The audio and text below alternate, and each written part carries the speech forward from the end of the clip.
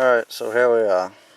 Now, if you remember right, these grid lines on my map are blue in this case. You can see Mount Greylock here. It's actually going to be a lot different than I showed on the board as far as numbers, but that's not a big deal.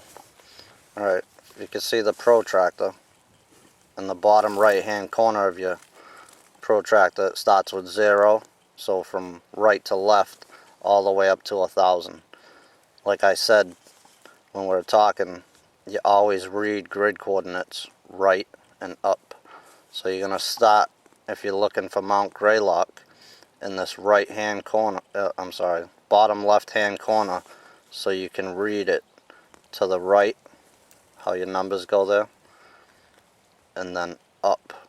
So 1, 2, 3, 4, and so forth.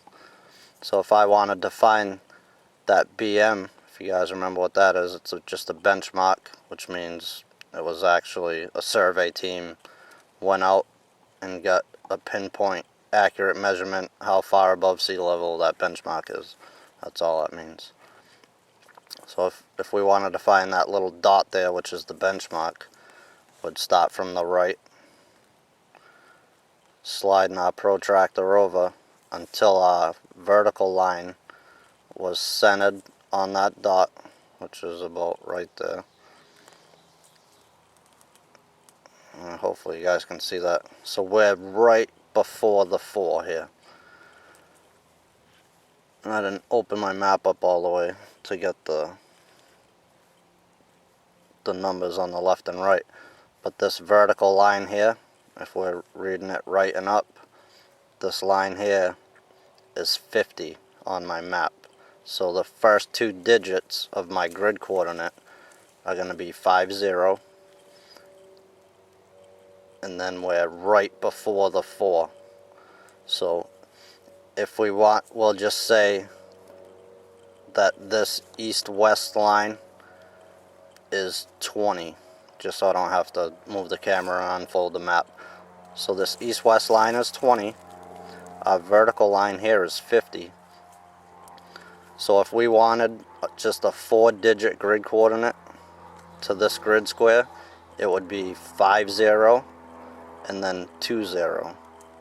Remember, 50 is our right and 20 is our up.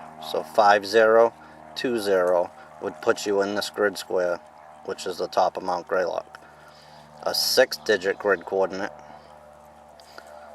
I would say that that's closer, or close enough to the 4 that we could actually call it a 4. And then coming over here, there's the 2 right there. We're about just about halfway in between the 1 and the 2. So you could call it either one. So a 6-digit grid coordinate to the top of Mount Greylock would be 50, 4, and then 20, either 1 or 2 would both work. And again, that gets you within 100 meters, a 6-digit grid. So to break it down even further and get an 8-digit grid coordinate, again, you can see, or hopefully you can see, all these little hash marks.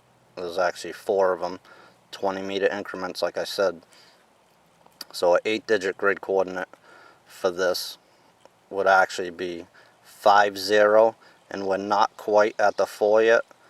So you go from the 3 and then count 20, 40, 60. It's actually on the 80.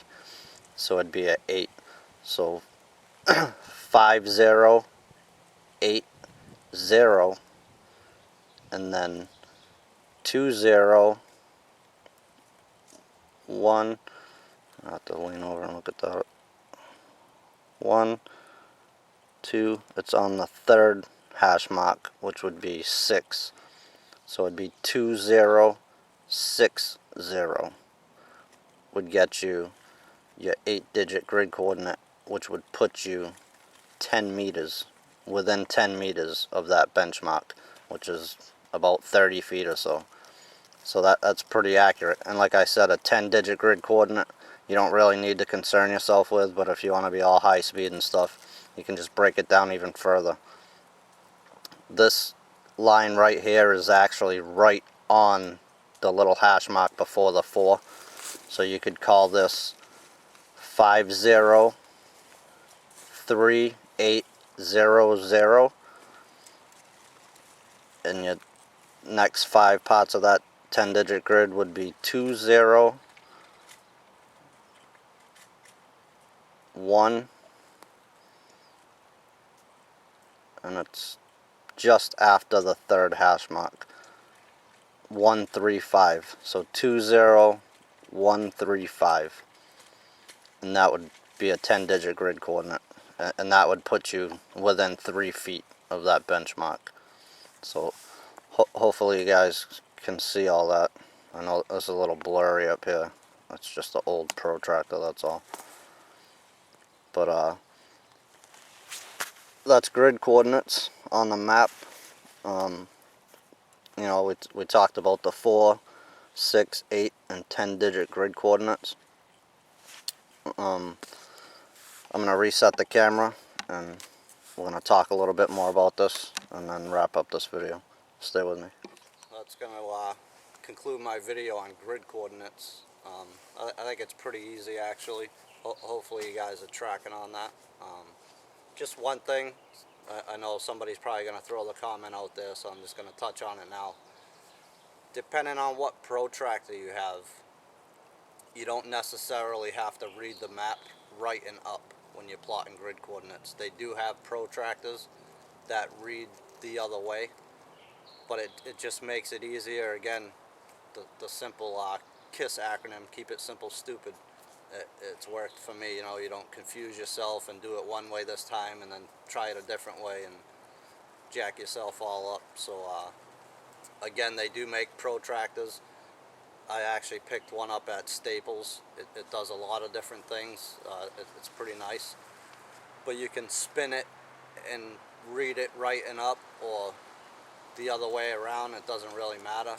But rather than confuse yourself, the easiest way, from what I was taught and the way I've always done it, is if you read it right and up, you can't go wrong. So your north and south grid lines, if this is my grid line and it's 50, I'm coming across, if I'm trying to get here, that 50 is my right mark. So my grid coordinate is going to start out with 50, and then whatever my east-west line is above that is going to be my next 2 digits, to no matter what grid it is, 4, 6, 8, or 10. So thank you guys for watching. I appreciate all your comments. A couple of you guys caught me on a couple little mistakes, and that's what it's all about, you know, helping, learning from each other. And thanks for joining me. Hope you enjoyed the series. I enjoyed making it. And if you guys have anything else that you want to see or learn, you want me to do a video on, I'd be happy to do it. So please keep posting your comments, and we'll see you on the next one.